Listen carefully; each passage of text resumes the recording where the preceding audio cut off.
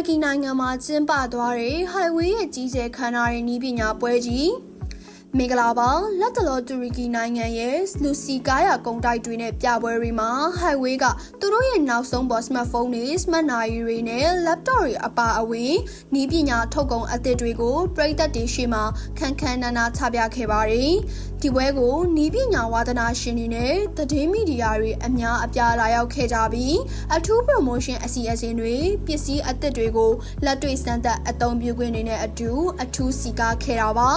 အမေရိကန်ရဲ့ပိတ်ဆို့မှုတွေရှိနေပေမဲ့လည်း Highway ဟာဥရောပနဲ့အရှေ့အလယ်ပိုင်းဈေးကွက်တွေမှာသူ့ရဲ့ရည်တည်မှုကိုခိုင်မာအောင်ဘယ်လိုဆက်လက်ကြိုးပမ်းနေတယ်လဲဆိုတာကိုဒီတူရကီကပွဲကြီးကသက်သေပြနေတာပါ